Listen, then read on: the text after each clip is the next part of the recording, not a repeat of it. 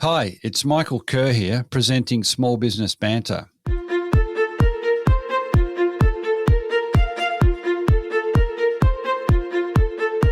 A healthy micro and small business sector means a successful economy and a more vibrant society. Small Business Banter is about helping regional business owners better prepare for current challenges, but also for the next stage of business success. I'm Michael Kerr, founder of Kerr Capital, advisors to business owners.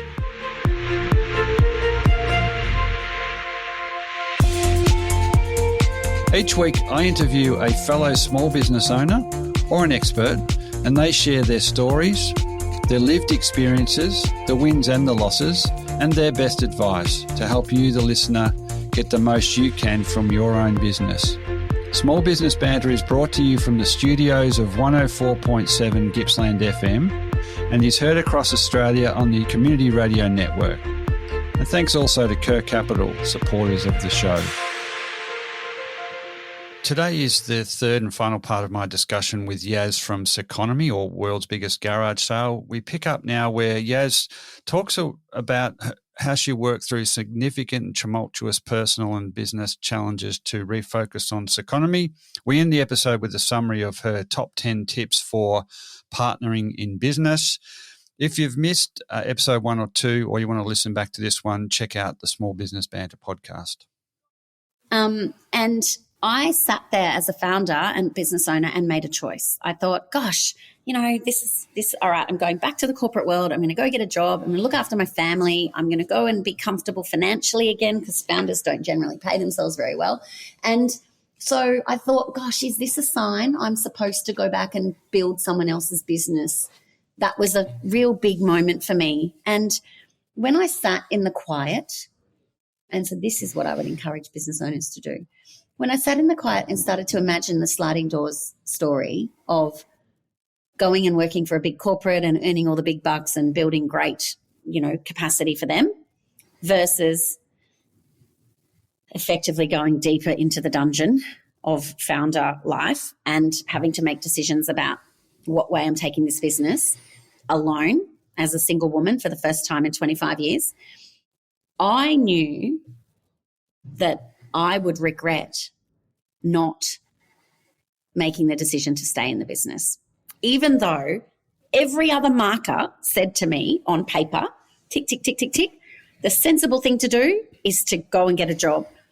But it was non-sensible to me, and what closed that deal, that decision, and for myself was massive reflection and journaling, being really honest about how I was feeling. I was lonely. I was hurting. I was feeling grief and anger and shock and pain.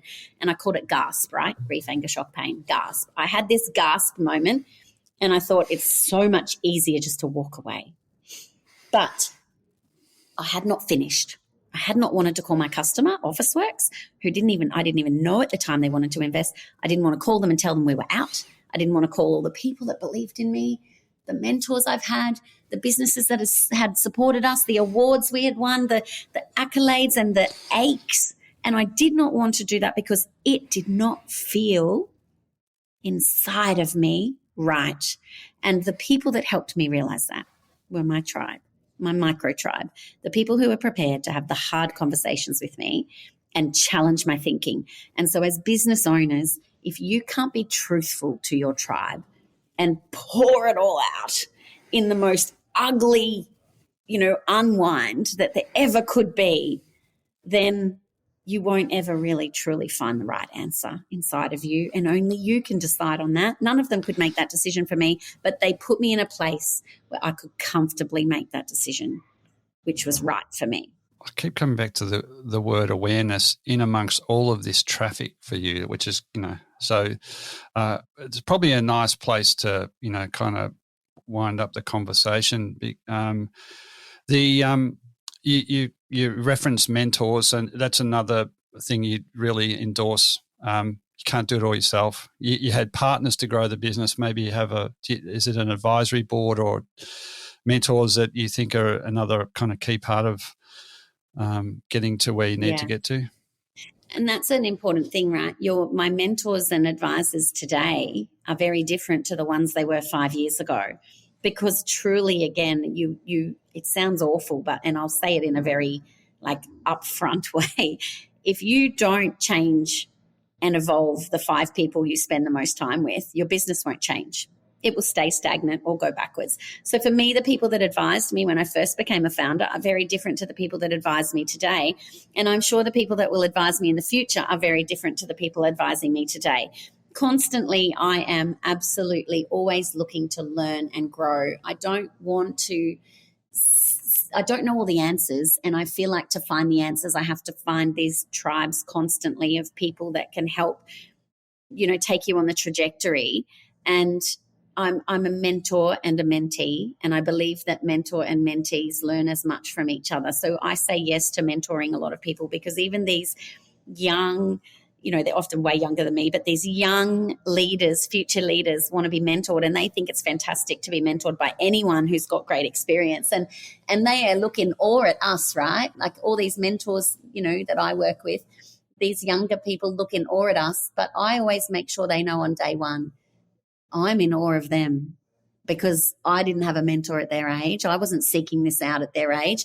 They are going to evolve even better than we could have possibly gone on our journeys. And I think a mentee teaches the mentor just as much as the mentee learns from the mentor. It's very circular. It is very circular. Yeah. And look, I have 2 daughters that are working in hospitality, going into their first stage of professional life, and I keep saying the experience they had pouring 400, 500 coffees a day, dealing with is so like the parallel with your early days. You just got to think about it in the right way. It's incredibly rich experience, So definitely, it really is. It's not the job. It's actually, the people you work with, really appreciate them. And even at school, when you think you hate school, my daughters hate school. They're 15 and 16, and they openly say how much they hate it. And I say, school is not about your report card. And that's maybe something in the future I'll love to tackle, right? Changing the education system. School is not about the scorecard. It's actually about the building blocks you learn to be able to go into the real world. And it's about the relationships, the navigation, the commitment, the prioritization. Some things you're going to drop and others you won't. Relationships with adults who are your teachers, like going out into the workforce, hospitality, I would endorse that all the way, because people throw food at you. They get the grumps at you. They complain, they blame. And if you can master those experiences and actually relish in the bad stuff, that's going to set you a long way in your career. Yeah, sure is. Yes. Look, thank you so much for your time. What are you happy to share with the audience about, if a few of the website names that you might want to shout out so people can go and see what you're doing with Circonomy? So what's that?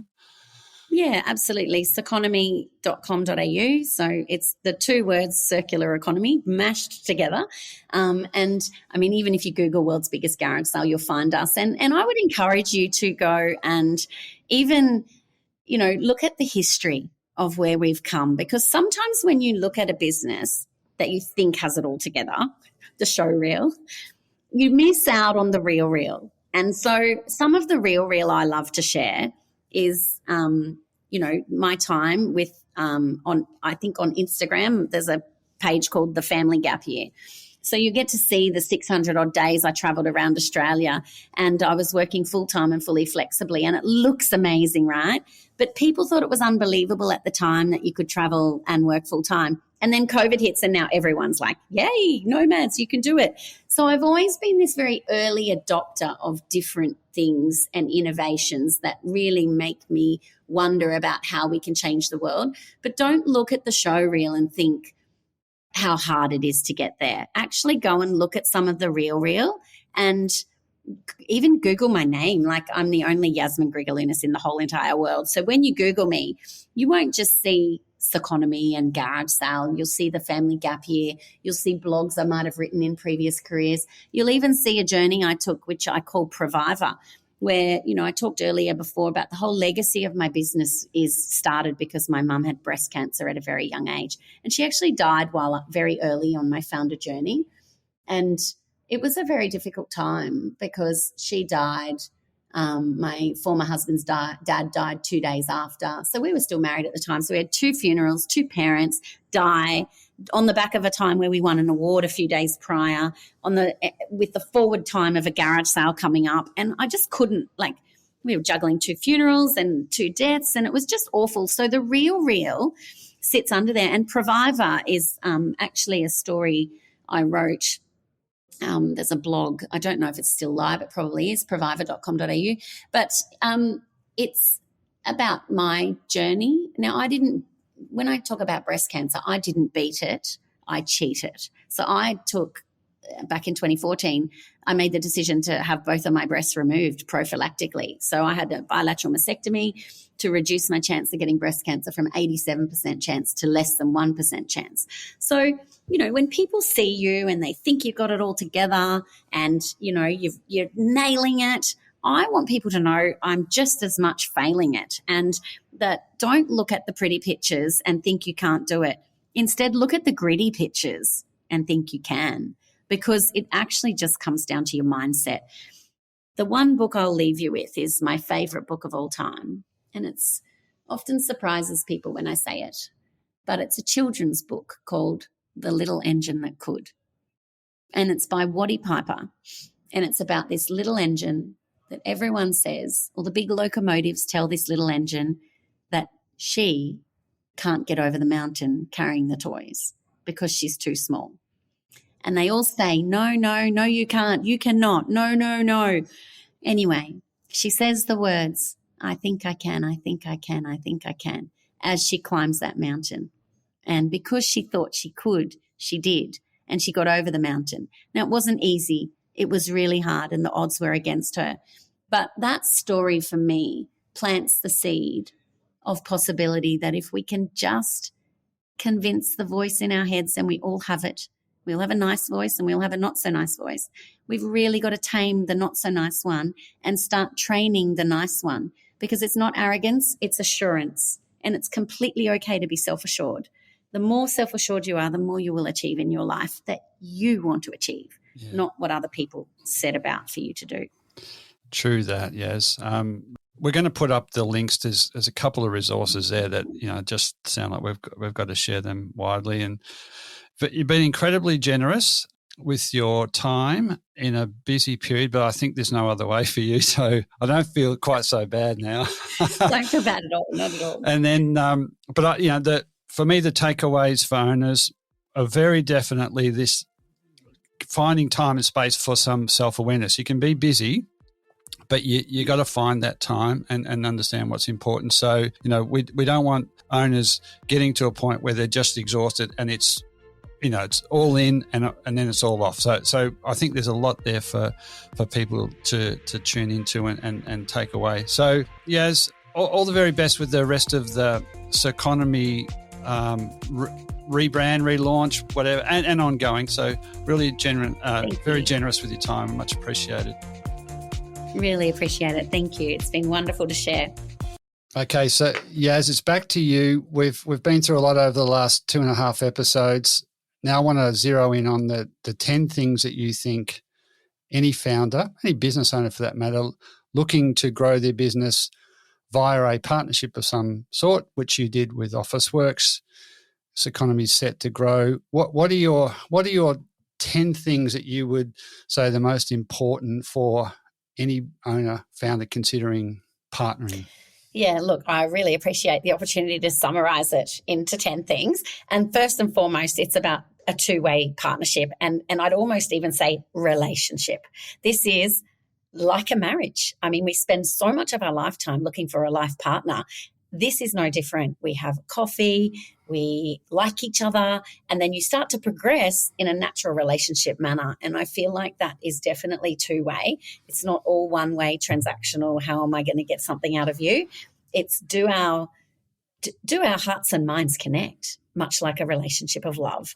Yeah. Coffee, lunch, dinner, dessert, eventually staying over the night, meeting your family and friends, and finally moving into the engagement, the wedding, the holy matrimony, and the lifetime relationship. I think that if we can take a similar process orientation to our work relationships and partnerships as we do to our family ones, then I think you're really on the money there. Yeah, so it goes to values and that seeing that you can work together or live together or whatever. Yeah. Definitely. So something about also the pairing of small and big. Yes. Yeah, actually, I think I remember making a little formula up once to just try to synthesize the information for our team and for the bigger group as well. And we always like to believe as a startup, and I think founders are always like this, like we're extremely agile, almost overtly agile. And so the first word, of course, is agility.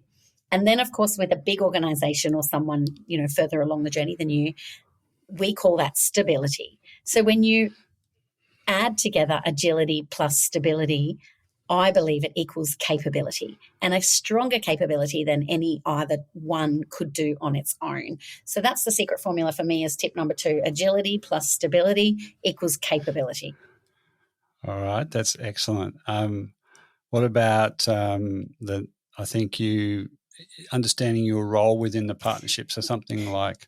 Yeah. So look, I guess number 3, I think it's about staying in your own lane and not trying to be something you can't be. Like at the end of the day, we all have something that's quite super about us, our genius.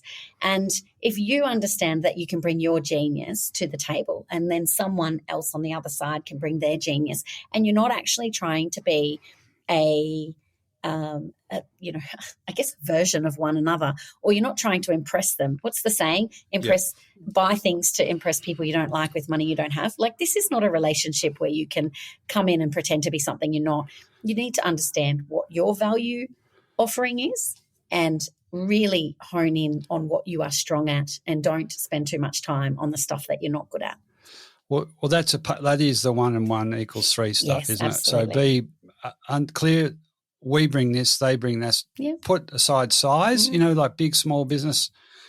All right, and then one of the things I'll chip in. I think there was straight away with Officeworks you piloted so that's a bit like going on a few dates maybe before you get married.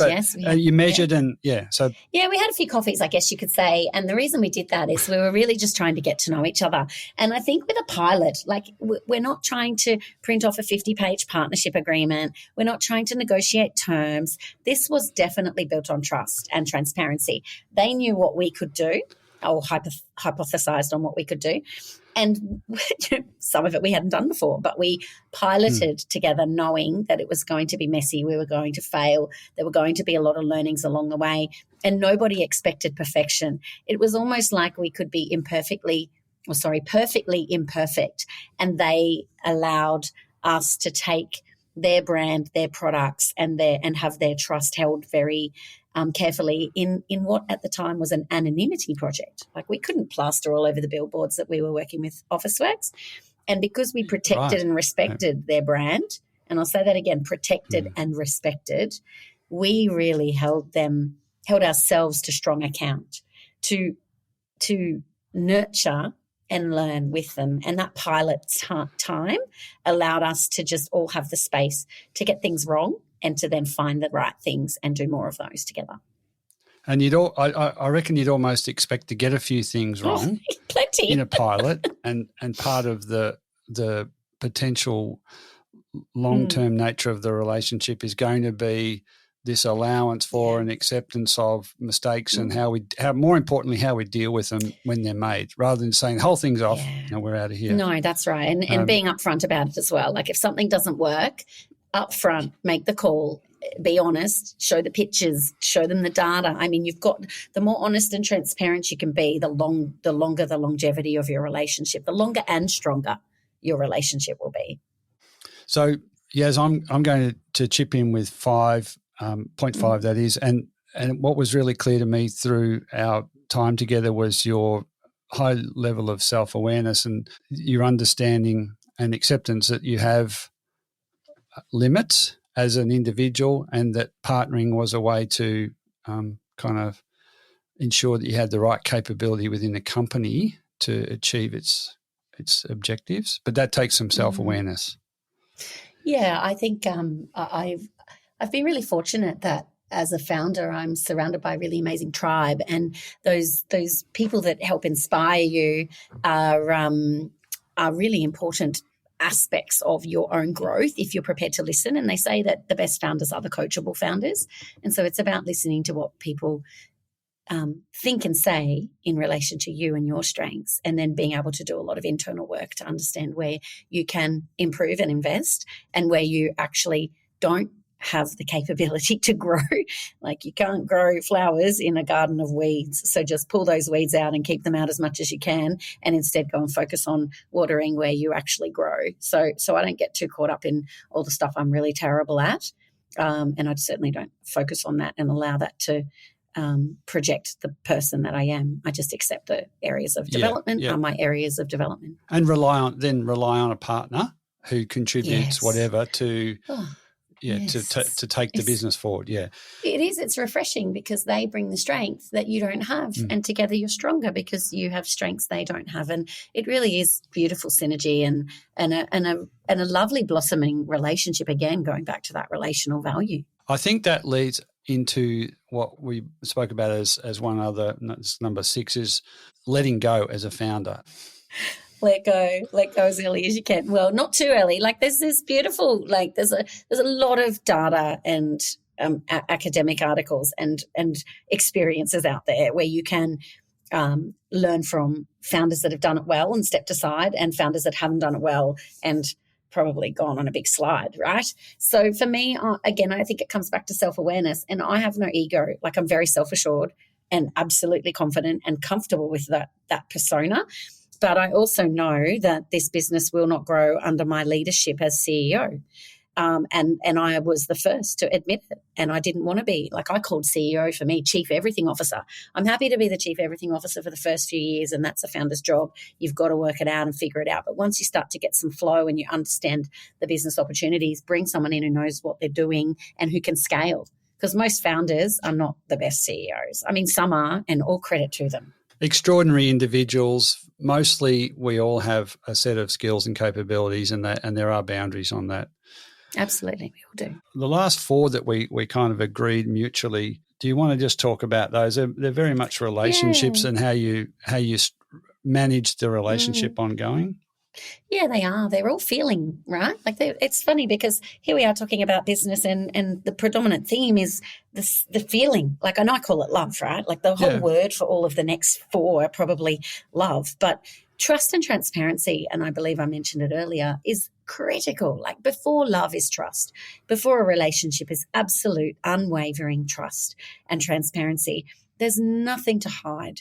There is, like, you can't put things under the hood and expect to bury them and not be able to have any expectation that they won't bite you on the butt later on. So just don't do it.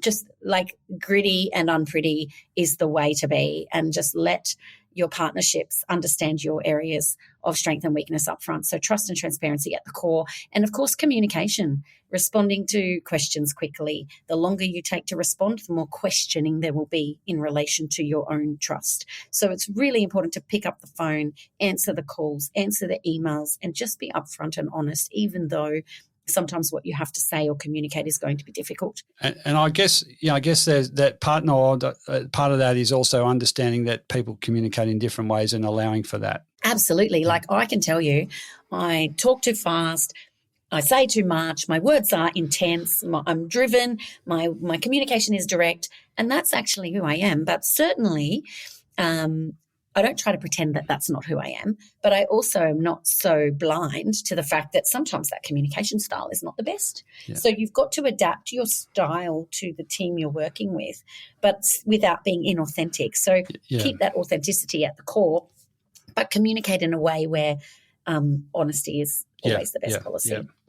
And that speaks to 9, which is all about understanding and ensuring your values are aligned, and it just in any relationship so essential. Absolutely a must. And I remember, the managing director, Sarah Hunter, saying to me once when we talked about, how we got Officeworks. That's a question I get all the time. And I said that to her, and she said quite upfront, without hesitation, she said, Yas, you let everyone know that you got Officeworks because of a values alignment. Yeah. And look, our values are the same. We care about people, we care about planet, we care about prosperity, and we care about ensuring that we can be profit for purpose, and that we're not, going to lose the values of our business in order to make more value. There's got to be a good balance there, and we're both really well aligned on that. Yeah, and look, the last one, which I'm going to have, we're running out of time, unfortunately, but I think it kind of encapsulates everything, and it's not to go, these are your words through the interview, not to go look for a deal or a transaction, look for a relationship, an enduring one where it's, connects people based on people relationships and people sharing a desire to do good. So, yes, that's gold, 10 bars of gold in there. So thank you so much for your time over this 3 episodes in a really busy time. Thank you. I appreciate it. Thank you.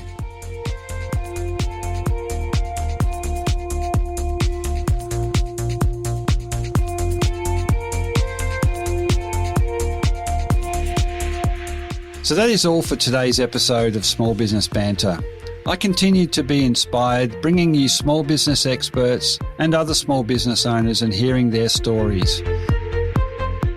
If you want to listen to any past episode, jump onto your podcast platform of choice and search Small Business Banter. There you will find a diverse and fascinating collection of small business owners and experts openly discussing and sharing their experiences. For any of the links, resources or information we've talked about on the show today, or to contact me, please head over to smallbusinessbanter.com, or you can find us on Facebook and Instagram. And it would be great to have you tune in the same time next week for another episode of Small Business Banter.